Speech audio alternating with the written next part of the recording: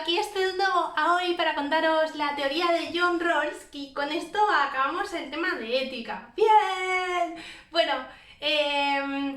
vamos a ponernos manos a la obra. Es un tema que me gusta bastante explicar, lo que pasa es que, claro, me gusta explicarlo cuando hay gente y puedo preguntar y hacer experimentos con vosotros, experimentos psicológicos y sociales, ese tipo de cosas que nos gustan a los filósofos y esas cosas.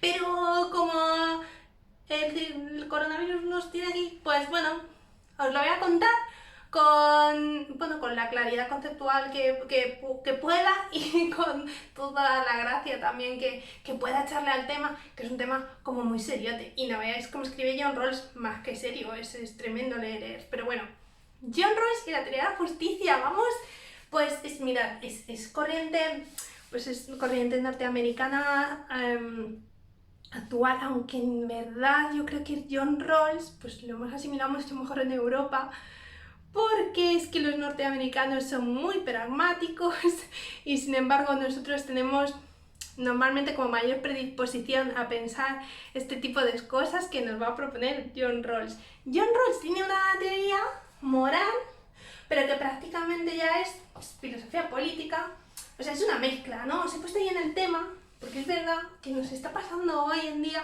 como le pasaba a Platón y Aristóteles, qué bonito, que les pasaba pues de todo, pero sobre todo que para ellos la ética y la política iban juntas, no es como una cosa que no podían separar, porque al fin y al cabo se compromete a la acción humana, ¿no?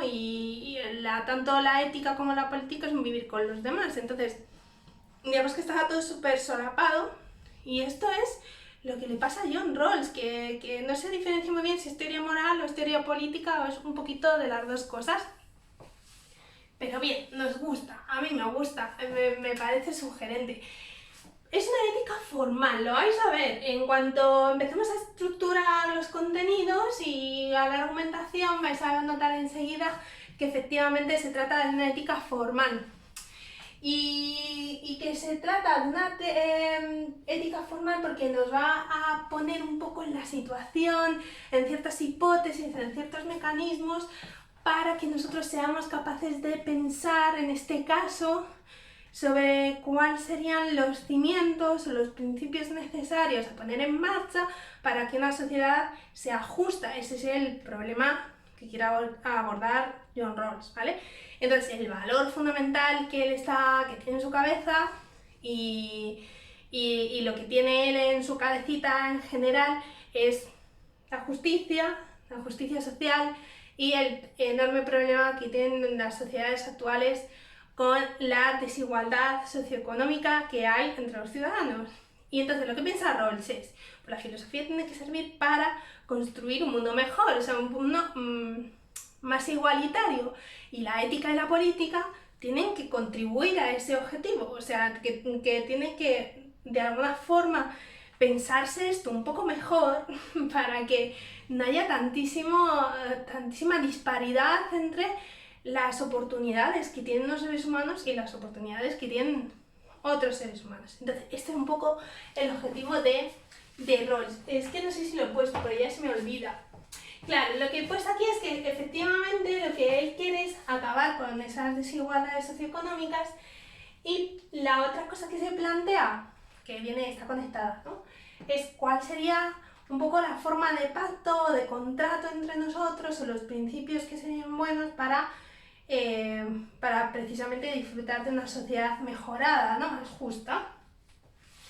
Bueno, pues para eso es que hay unas cuantas cosas de Rawls que son muy interesantes.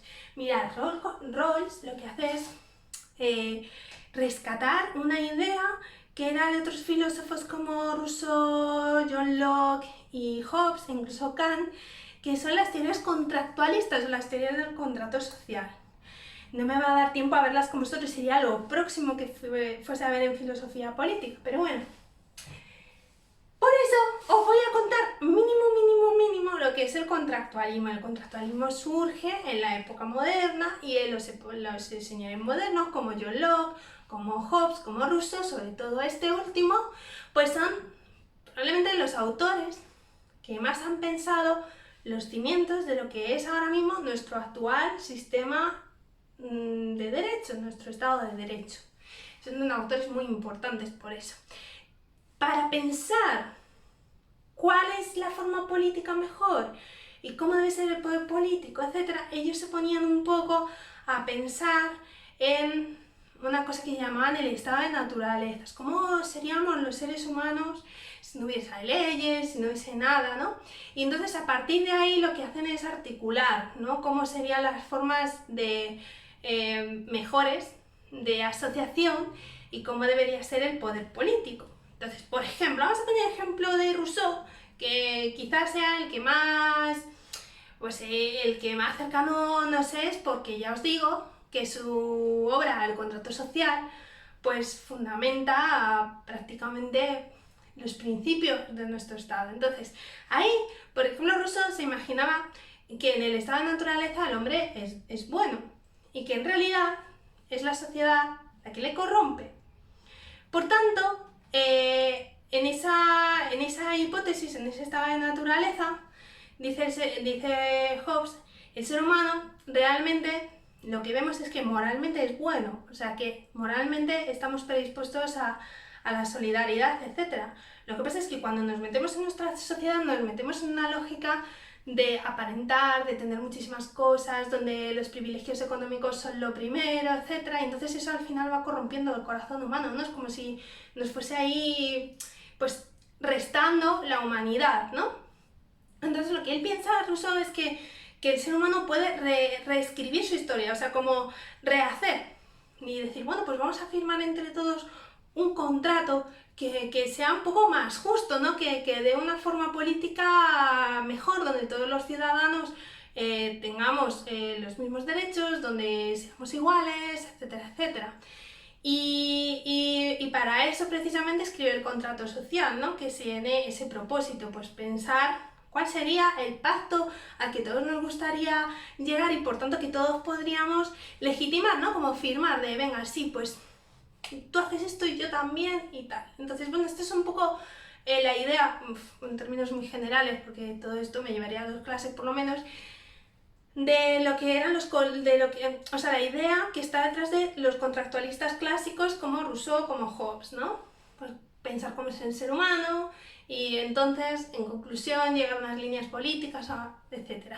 Bueno, pues Rawls lo que va a retomar es esta idea del contrato social y esta idea de los contractualistas de pensar pues cuál debería ser el pacto, ¿no?, al que llegásemos, etc. Y si ellos hablaban de un estado de naturaleza que era hipotético y que les servía un poco para explicar sus principios, pues Rawls también va a proponer un mecanismo para pensar eso.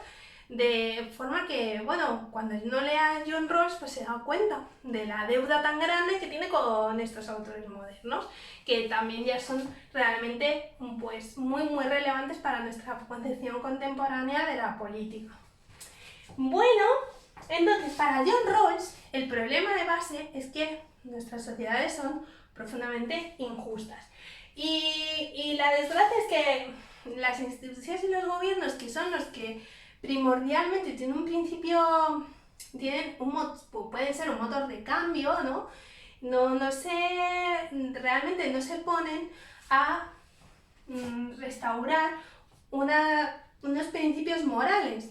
Y eso es muy importante para Johnson, porque, claro, una sociedad no puede reconstruirse, o sea, no puede ser mejor si no se replantea qué principio le gustaría seguir. Entonces, para Rawls está claro que el principio moral fundamental y el principio ético a seguir y el principio político, por tanto, a seguir es la justicia, pero la justicia supone una igualdad.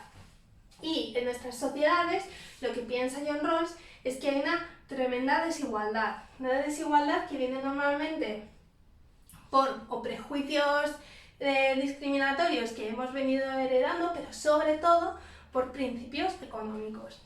Es decir, que hay gente que tiene muy pocos recursos y que por tanto esta supuesta igualdad de oportunidades de que todos somos iguales y todos somos estupendos y todos tenemos las mismas garantías, queda muy en entredicho, porque si no tienes un principio de igualdad más o menos económica o en el que al menos la gente tenga lo suficiente para vivir, pues es imposible que haya una igualdad de oportunidades y entonces es imposible tener una sociedad justa. Esto es un poco la lógica que sigue John Rawls.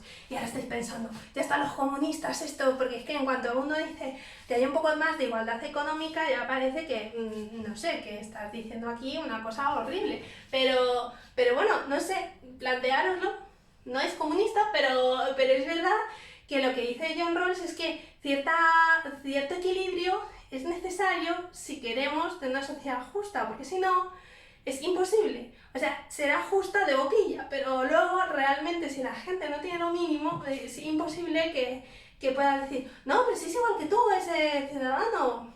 Ah, que no tiene ni para pagar el alquiler, ni para pagarse la universidad, ni nada de nada. Ya, bueno, es que es una desgracia, pero es igual que tú. No, pues entonces no es igual que tú, porque no tiene la misma oportunidad que tú. O sea, la cosa sería intentar que todo el mundo tenga unas oportunidades garantizadas, o sea que el libre mercado y la libre competencia y estas cosas sean realmente libres, porque si no, solo pueden unos pocos y los otros no pueden. Yo creo que la idea la estoy dejando bien clara, ¿no? Entonces, lo que piensa Rawls es que, claro, los que legislan, los que piensan los principios que deben regirnos, etcétera, pues un poco que legislan para sí mismos y entonces no son imparciales. No son imparciales porque, claro, si yo que legislo, por ejemplo, soy una señora de 30 años que tiene una posición económica buena y que tengo ciertos privilegios, pues entonces, digamos que de alguna forma es que no me pongo en el lugar de los demás. Como que yo pues pienso que todo el mundo pues tiene oportunidades y vive igual que yo y esas cosas, pero me olvido de que hay otros estratos sociales que no tienen las mismas cosas que yo y entonces esto es lo que le preocupa a John Rawls. Entonces, ¿cómo vamos a pensar o cómo podríamos pensar un poco distinto para que realmente esta falta de parcialidad, ¿no? Esta falta de imparcialidad se pudiera corregir y por tanto se pudiera corregir la injusticia que viene asociada a las desigualdades económicas. Bueno, borro la pizarra, cariños míos, espero que más o menos lo estéis viendo. Si no, pues dudas y preguntas, pues ya me preguntaréis online. O me preguntaréis, no sé, por email, esas cosas. Bueno, entonces, ¿dónde está? Dice Rawls, bueno, pues para hacer esto hay que ver cómo hacer los contractualistas, como ponernos en una situación hipotética. Y esa posición, o sea, esa hipótesis la llama él el velo de la ignorancia, ¿vale? Es como si todos para pensar los principios sociales y tal, tuviéramos que ponernos en la posición de que no sabemos quiénes somos realmente en la escala social. Bueno, voy a ir poniéndolo y ahora os lo explico mejor, ¿vale? Bueno, entonces la hipótesis, decíamos, es el velo de la ignorancia.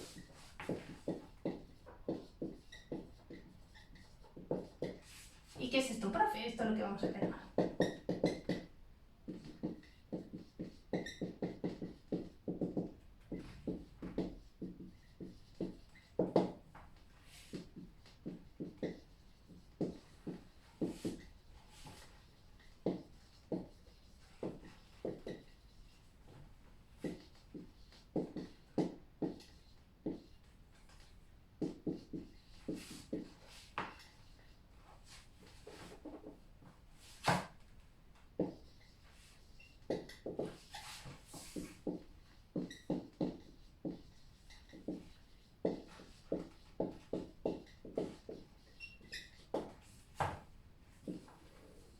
Vale, y aquí es donde vemos muy bien el formalismo ético que tiene John Rawls, porque dice, hay que pensar, para construir una sociedad justa, todos tenemos que pensar que, que dentro de esa sociedad nosotros podemos ser cualquier persona, es decir, o dicho de otra manera, pensar que no somos nadie en concreto, digamos, pensar que todas nuestras destrezas, habilidades y privilegios no están con nosotros, o sea, que podemos ser cualquier persona.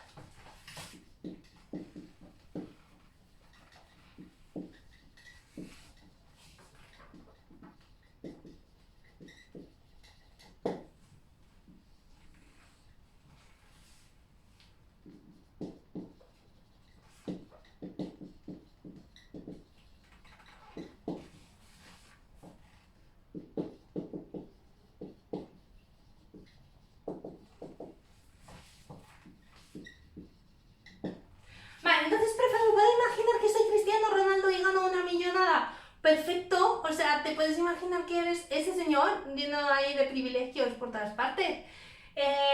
Pero también piensa que podría ser un indigente, o sea, una persona que no tiene nada, que es una persona que está en la calle.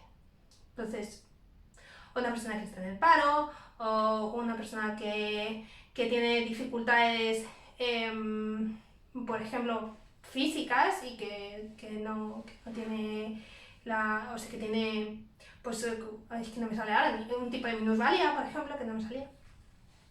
Piensa cualquier cosa, puede ser una persona enferma, puede ser una persona mayor, puede ser una mujer embarazada que va a pedir un trabajo y le juzgan por estar embarazada, puede ser cualquier cosa, puede ser un extranjero sin papeles, puede ser todas las posibilidades o puedes ser tú, pero lo que dice John Rawls es cuando nosotros intentamos proponer ciertos principios sociales, si nos acercamos a nuestros privilegios, nunca vamos a llegar a un estado justo. Y el problema es que los que normalmente reordenan o sea, hacen las leyes y intentan redistribuir son las clases que son más privilegiadas y por tanto se aferran a esos privilegios. Si ellos pensaran no que son esos políticos con un sueldo, con unos privilegios, con un coche y esas cosas oficial y con sus, en fin, con sus privilegios asociados y pensaran que en lugar de eso podrían mañana estar en la calle y vivir una circunstancia tremenda y totalmente distinta, probablemente pensarían de otra manera. Y esto es lo que nos está haciendo Rawls, invitarnos a pensar de otra forma. Es lo que hacía Kant cuando veíamos el imperativo categórico, que decía, hay que pensar de tal manera que tu acción local pudiera ser una máxima universal. Bueno, pues esto es un procedimiento. Pues esto es un procedimiento también. Es como, piensa cuando vayas a hacer algo, cuando pienses qué sociedad quieres y qué principios quieres y cómo vas a redistribuir cosas, pues no que eres un señor que eres con tus privilegios, sino que puedes ocupar cualquier estado social, etc. Bueno, como digo, el velo de la ignorancia, que es esto que estamos viendo, consiste precisamente en la hipótesis en suponer que ignoramos cuál es nuestra posición actual y así adoptar una posición neutra. Esa posición neutra sí que estaría asociada, según Rawls, a la imparcialidad. Y por tanto, a la justicia. Y por tanto, a la igualdad. Bueno, cuando explico esto otros años, hago con los alumnos como una especie de suposición, un juego en el que de momento primero no explico nada de John Rawls para no determinarles o pensar ya una cosa o la otra, sino que llego un día y les digo, pues mirad, hacemos grupos y las suposiciones que estáis en una situación donde los recursos pues, son limitados y donde hay gente que está perjudicada. No os digo nada, que esto lo podríamos aplicar hoy perfectamente y no sabes quién vas a ser. Si lo aplicamos hoy, por ejemplo, al problema del coronavirus, como, bueno, imagínate, fíjate, otras veces supongo todo lo ha habido aquí como un medio apocalipsis zombie y tal, y los chicos me miran como diciendo, pues no sé, nunca hay un apocalipsis zombie, pues mira tú, o sea que al final tanto supone y la ciencia ficción se ha colado en nuestra ventana, vamos.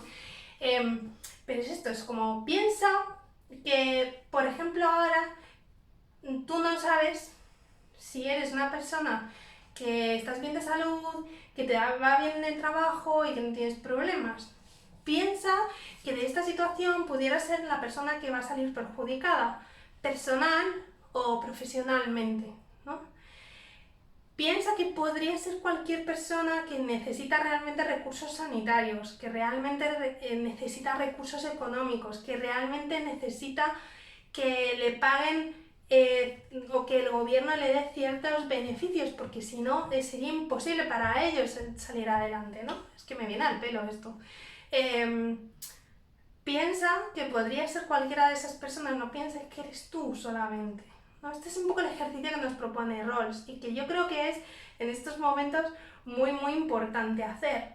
Porque, por ejemplo, cuando se está hablando de pues, la renta mínima, ¿no? Una renta mínima vital para las personas que ahora mismo pues es que no pueden trabajar, no tienen recursos, no tienen nada. Si no les das nada, es imposible que esas personas rehagan su vida. Y de hecho, probablemente les va a costar un montón. Pero si no les das nada, pues va a ser terrorífico. Claro, hay muchas personas que sienten que no quieren que sus impuestos y que su trabajo y tal, pues vaya a otras personas que parece que no están trabajando. Pero bueno, es que en este momento y ahora mismo estamos hablando de que la gente no puede trabajar, entre otras cosas, porque no se les permite trabajar. Entonces, claro, ese ejercicio un poco de egoísmo por parte de ciertas personas de no, es que yo con mi dinero y con mis impuestos no voy a pagar a otro un salario mínimo, pues bueno, pues esto es un poco lo que quiere replantear John Rawls, es que imagínate que a lo mejor eres tú mañana el que se queda sin trabajo y el que no tiene medios. Bueno, pues también te gustaría, ¿no? O sea, si en esa posición del velo de la ignorancia supondríamos que yo no sé si sigo siendo yo o si soy cualquier persona, pues eso, que como digo, se puede ver perjudicada.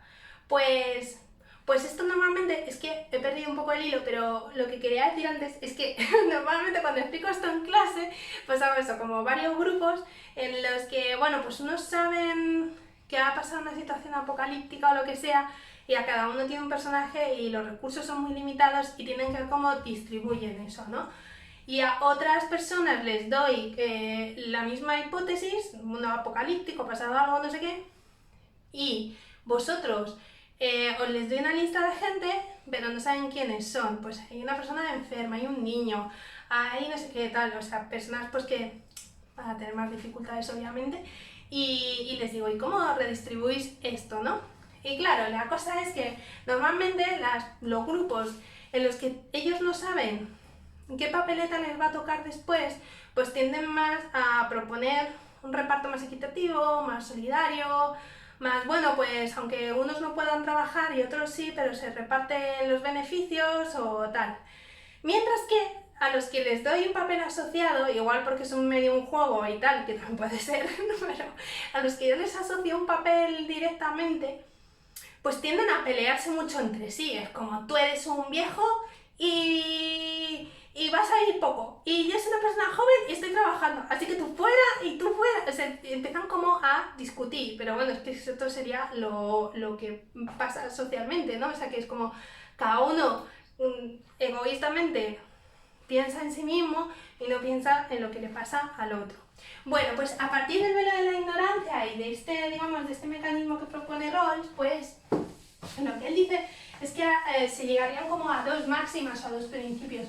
Uy, esto también como el imperativo categórico casi, ¿no? O sea, como que llegábamos a dos cosas o dos principios importantes. Pues dos principios. Uno por un lado que es el liberalismo económico. Uy, no, perdón, político.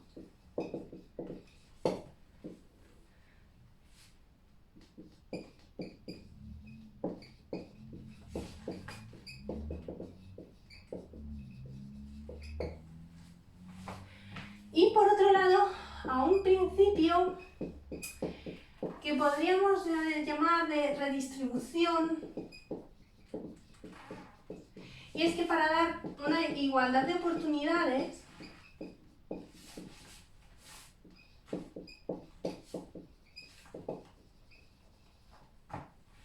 de alguna forma hay que dar más a los que menos tienen.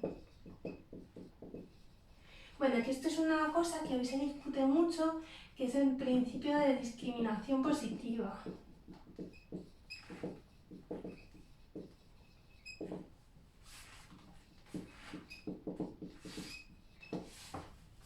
Vale, pues a ver, ¿qué quieren decir estas dos cosas? Bueno, el liberalismo político lo que afirma es que el Estado debe dar cuantas más libertades a los ciudadanos, mejor. Y no adscribir a las restricciones principios morales subjetivos. Es decir, el Estado no debe tener principios morales. Esto ya lo decía también John Stuart Mill. Entonces, por ejemplo, pues hay que permitir todo lo que se pueda a la gente.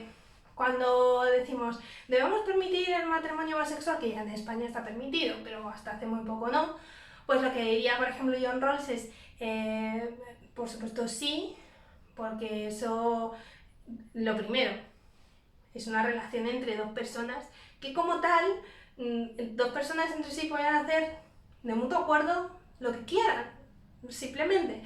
Y el Estado no es quien para sancionar esas cosas. Pero aparte, porque a todos nos gustaría tener la mayor libertad para elegir con quién queremos pasar nuestra vida y qué queremos hacer, ¿no?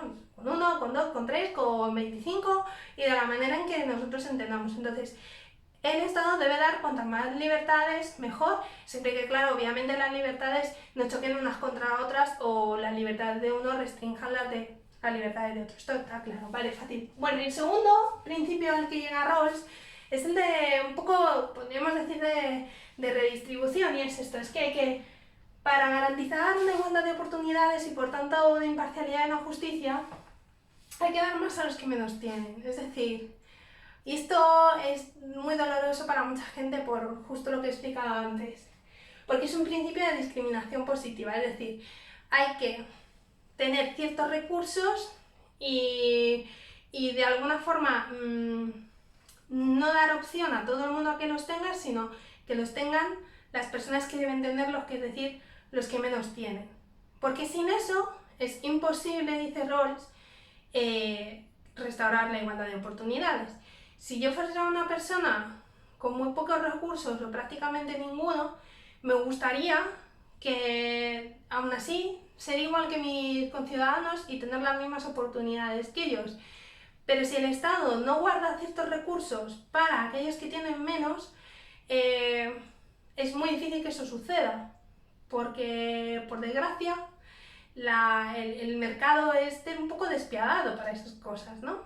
Entonces, lo que dice Rawls es que si realmente nosotros pensáramos en que podemos ser el más desgraciado de toda la sociedad, nos gustaría que, de hecho, esto se aplicara, o sea, que se aplicara un principio de discriminación positiva.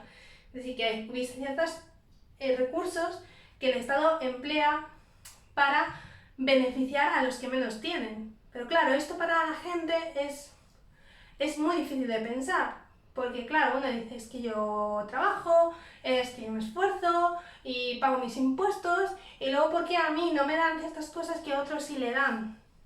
En realidad, yo lo que les diría a esas personas es que eres afortunado porque el Estado no te las tiene que dar. Es decir, yo no quiero, por ejemplo, que el Estado me tenga que dar un subsidio, porque eso significa que estoy en una situación de indefensión, ¿no? En el que tengo que recurrir a que el Estado me dé algo, porque si no yo no puedo hacer, ¿no? O sea, no me gustaría nunca estar en un principio en esa situación, y sí me gustaría que si alguien está en esa situación se le ayudara a salir de ella. La única manera que tenemos de hacer eso es redistribuir un poco de esta forma, ¿no? Que es el principio de discriminación positiva, es decir, bueno, pues cuando se dan viviendas de protección oficial, pues unas pocas se destinan a las personas que están más desvalidas. Otra, por ejemplo, que aplicamos y, por ejemplo, se aplica en la oposición, es que hay ciertas plazas que se guardan para las personas que son minusválidos, ¿no? A la gente le enfada muchísimo esto, y es como, ¿por qué tienen que...? Porque claro, si de 100 plazas guardan 5 para minusválidos, la proporción a la que tocan es mayor que la que tocamos los demás y esas cosas. Como, ya, pero una persona con una minusvalía grave, porque lo demás no se considera, o sea, la leve minusvalía no te mete dentro de ese saco, o sea, para estar en ese saco tienes una minusvalía considerable. Esas personas han tenido unas dificultades en su vida desde que son así, no se me ve, pero vamos, desde que eres así súper pequeño hasta el final de tus días, que son muy superiores a las de los demás. Si además nadie te facilita las cosas, pues está claro que no puedes optar a lo mismo que los demás. No sé cuándo esto se entiende. Por ejemplo, lo de las plazas de oposición sería un clarísimo caso, por ejemplo, de discriminación positiva. Si hay ciertas plazas a las que yo, por ejemplo, no aspiro aunque haya estudiado mucho. Entonces, de 100 plazas, pongamos, pues 5 van solo para personas que tienen una minusvalía. Y esas no están para los demás.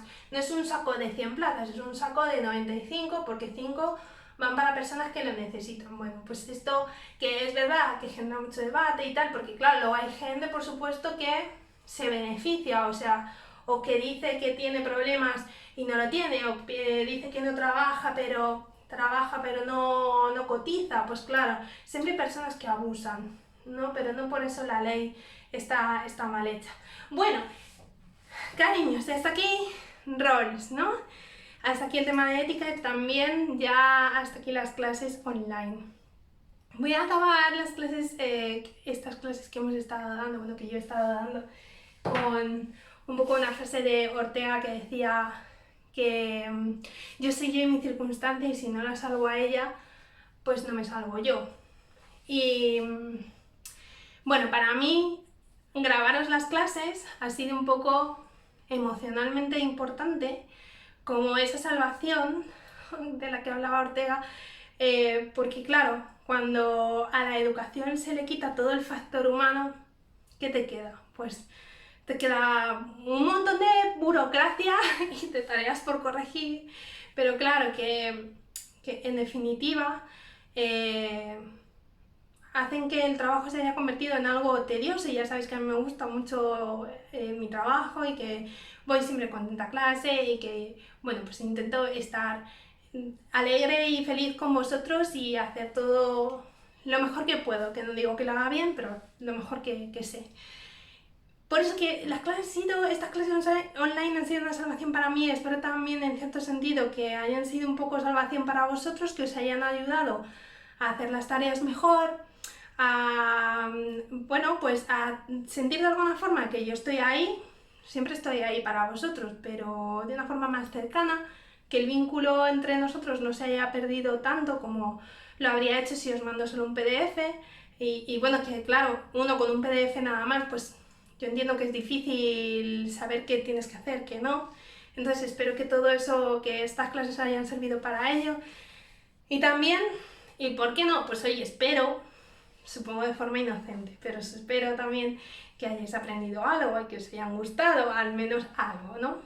Y en mi cabeza la verdad es que yo quería grabar las clases de filosofía política, porque bueno, pues todavía está el mes de mayo y tal, pero no lo puedo hacer. Y no lo puedo hacer siguiendo la frase de Ortega Set, también por salvarnos y por salvar las circunstancias y sobre todo la mía profesional ahora mismo, porque es prácticamente imposible para mí seguir el ritmo de clases que estoy haciendo, hacer apuntes, subiros las clases. Ya nos enfrentamos a que vamos a preparar la EBAU todo en digital, todo online. Y voy súper retrasada corrigiendo, o sea, tampoco pretendo quejarme mucho porque sé que hay muchas personas peor que yo, pero es que llevo un retraso de correcciones, ¿no? Que me da vergüenza. Algunos cursos que ni he empezado a corregir, o sea, está siendo terrible, y por salvarme un poco, pues tengo que prescindir de grabaros más clases, a sabiendas de que probablemente no os iba a preguntar nada sobre ellas, pero sí es verdad que bueno, pues al menos están ahí, os suenan. Para los que estudien Historia de la Filosofía el año que viene, por la parte política es importante, y yo quería, la verdad, os lo prometo, salvarlo, porque, o sea, y grabarlas, porque a mí también me gusta, o sea, anímicamente me ayuda, pero ya os digo que, bueno, que esto está siendo difícil para vosotros, que sé que tenéis mucha tarea, y también difícil para nosotros, que estás todo el día rellenando informes, contestando emails, y como un poco atrapado aquí, por mucho que trabajo no lo saco adelante. Entonces, bueno, aquí me tengo que despedir de vosotros con toda la pena que me da. Quiero, antes de despedirme, daros la enhorabuena, porque en general lo estáis haciendo todos muy bien. Estáis trabajando mucho, no es nada fácil a vuestra edad sentarse, ¿no? y hacerse con todo esto solo,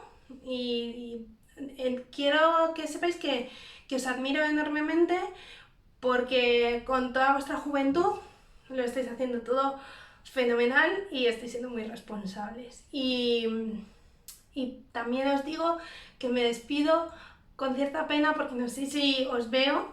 Hombre, os veré en digital por ahí y como tampoco sé si, si el año que viene pues sigo en este centro, ¿no? Pues me despido también con pena por eso. Que espero veros de todas maneras, porque bueno, si no, pues iré un día a veros y a perseguiros, aunque sea, y que me contéis qué tal estáis, a daros un abrazo, y ojalá que no tenga que hacer eso porque vaya todos los días, y entonces esté por allí, pues igual, dando la brasa lo mismo, pero ya presencialmente, todo allí con vosotros. Pero bueno, pues que me despido con un poquito de pena, por eso, y porque siempre me gusta despedirme personalmente, pero en fin. Pues nada, que hasta aquí hemos llegado, cariños míos, y ya os explicaré la tarea que tenéis que hacer sobre este tema. También tenéis que perfilar ya, que imagino que más o menos lo tendréis ya medio hecho, medio pensado, la actividad del libro que lo mandé hace 1000, ¿vale? Y nada más. Que os beso grande. Uy, ha sonado beso de abuela. Un besito muy grande. Cuidaos mucho y nada, pues que espero veros, ¿vale? Chao.